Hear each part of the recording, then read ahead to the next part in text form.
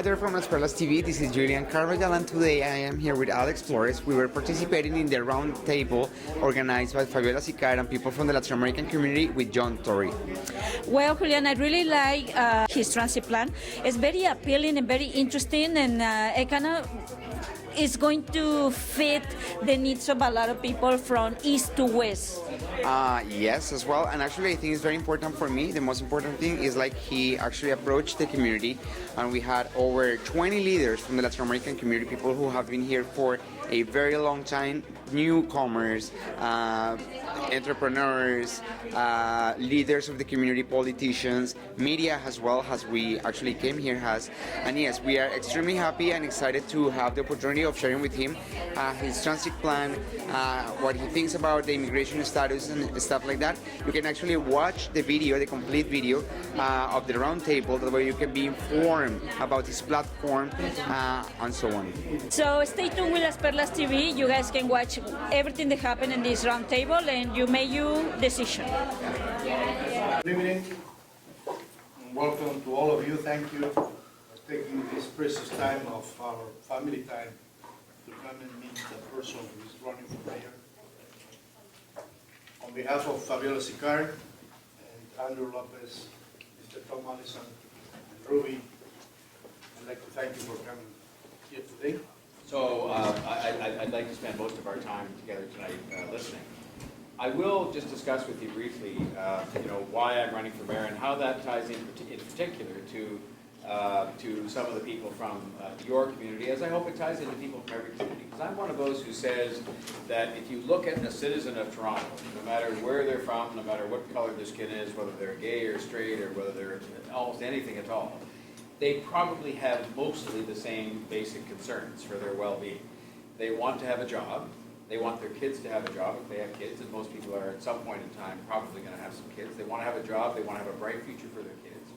They want to live in a safe city. They want to live in a city where there is housing that is available for people, and maybe they'll be able to house themselves because they'll be, as the crowd last night was certainly people who, probably will do well enough they won't have to worry about getting housing for themselves, but there are people who do have to worry about that. There are still a lot of struggles faced by people to be recognized for who they are, to be fully integrated and accepted into different professions and different ways of life, whether it be the politics of Toronto or whether it be the social life of Toronto or whether it be the business life. I'm running for mayor to build transit, to help people, connect people to jobs and get people around the city and break some of the logjam that is happening with traffic congestion. I'm running for mayor to keep taxes low because I think with good government and well-managed government you can do that. You don't have to rely on continuously increasing taxes. I'm running for mayor to attract jobs and investment to Toronto because the people in this room and their children and their relatives and their friends need to have jobs. And I'm running for mayor to work in partnership with the other governments to get things done for the city. Because I think what you've seen in the last couple of years is relationships that are very strained, where the other governments don't seem to want to work with the mayor of the day, and we just don't get the kind of benefits for our city that we need to have. And traffic management. I would just like to talk for a minute about this smart track thing, because it is fundamental to my election platform. What it essentially derives from is a desire on my part. I asked my team of advisors and policy people to say which option for transit would get the most help for the most people, the fastest in terms of how long it takes to get it built and running, and on a cost-effective basis. The most help for the most people as soon as possible and at a cost that was cost-effective. And what they came back with, and it wasn't something they invented, but rather they took an idea that's been discussed for some time, and we're pretty good at discussing ideas in Toronto, not so good at actually doing them. And they came back with an idea that has this green line running all the way from Etobicoke way over here. In fact, it goes all the way to Mississauga, down to Union Station, which is down here, and up to Scarborough. And the magic of this is that it is built 90% of it on existing GO train tracks. So those tracks are there.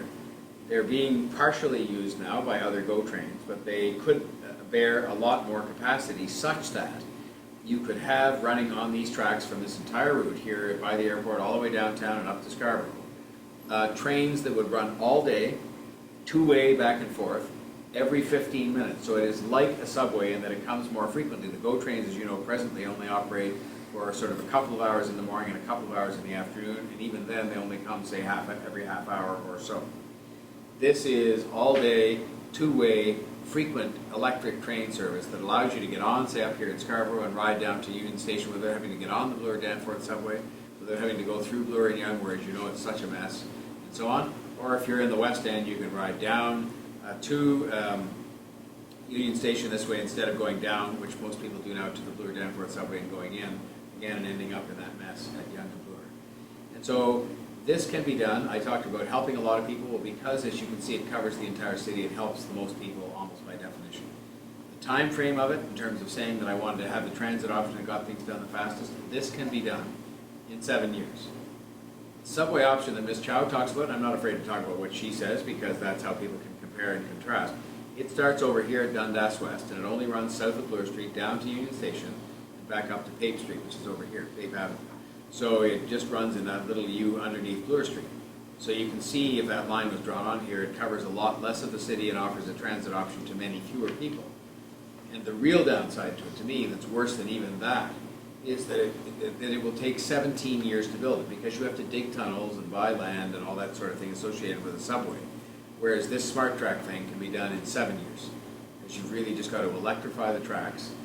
Many of you are familiar with electric trains from the countries that you come from. And you've got to build the stations and get the trains. But those things can be done in 7 years. No one has disputed that timetable. No one has disputed the 17-year timetable for this much smaller transit undertaking in the downtown area. I happen to believe that citizenship has to carry with it some unique characteristics, like carrying a passport and like voting. And I don't distinguish between the different levels of government. They're all people who are elected representatives who are making decisions on behalf of people who are in this country as citizens.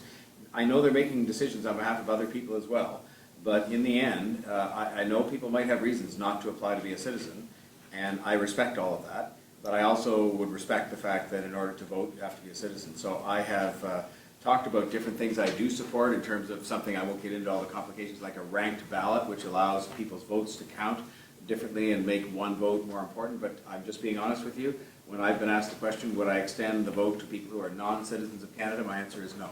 I don't really see the difference between a municipal, a provincial, and a federal election. A vote is a vote is a vote. You're just electing representatives to be in different places, and I happen to believe citizens. Hello everyone, we just finished the round table with John Tory. Thanks to Fabiola Sicarde and Fernando Valladares. and Fernando Valladares who organized this round table. It's very important for Latinos to understand platforms from the next candidates to the Toronto mayors. Fabiola, what do you think about this turnout? We are very happy. I think we had a lot of leaders from the Latin community who represent different interests and objectives. I think that's a great, we provided great value for this candidate because we could hear different issues of the community. As any other community, we are a diverse community, so we could have a good sense of what are our concerns. And in your own opinion, Fabiola, what do you think about his plan for transit? Well, the reason I got involved, in fact, with his campaign is because I really like his plan for transit. I think he's going to leverage what is already existing in terms of infrastructure. We know how painful it is when they're building something in the city. I mean, there is a lot of traffic right now because there is a lot of construction. So I think it is a smart way to increase public transportation, leveraging what already exists in a fast time period of time. Well, thank you, Fabiola, for your participation. Thank you for coming. Hello, everyone. We are here with Paula Calderon. She also assists this roundtable with John Tory. Paula, what do you think about the answers from John Tory? You know what, it depends on what we're talking about, but overall, I think if we're talking about a candidate that could address issues, that can actually represent the city the way we want it to be represented, I think he has some very valid points and things that are really worth looking into. I mean, he was honest in his responses, which is what we're looking for, I think, in any politician. I mean, he might not have agreed with everyone's point of view or not have an answer to every issue, but he was honest about his point of view, and I think he is willing to make a commitment to work with different communities, and he's demonstrated that through his past life as well, right? Without even being in politics, he's been interested in diversity, he's supported initiatives in that respect, and I think it's worth looking into that because it's the type of leadership that we need in a city like ours. What do you think about his transportation plan? Well, overall, I mean, if you compare it to other plans, I think it's a winning plan.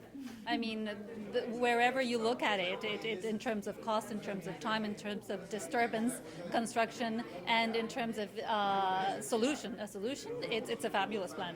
I hadn't heard about it. I heard about it last night and today from him, and I'm very impressed with it because, I mean, it's needed, but overall, it's the best solution of all the other ones that we've heard of. Hello, we are here with Steve Wharton and this round table with John Tory. Steve, what do you think about the fact that this transit plan sounds very, very appealing? Well, this transit plan surely will release all of the pressure that our system currently has. I believe it is a step towards having or improving our transit system.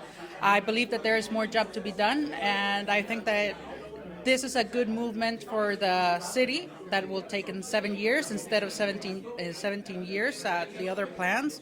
I think that it will be great if it's integrated with the TTC, so I think that this is a good option for us. Tell us about your thoughts of what he said this afternoon, this evening. Okay. Well, first of all, I like to mention that I am neutral in regards to any political party. I come here as media, like you do, to listen to their proposals and to communicate to our community. That way, everybody can make their choice. Everybody's free of making a choice of whichever party they like and whichever person they seem fit for the position. So personally, I like what I heard. However, I still need to hear the rest of the candidates. Well, thank you so much, Steve. Thank and you. we stay tuned with Las Perlas TV. 1, 2, 3, 4. Hot off the press, I got the news. The time is right, we just can't lose.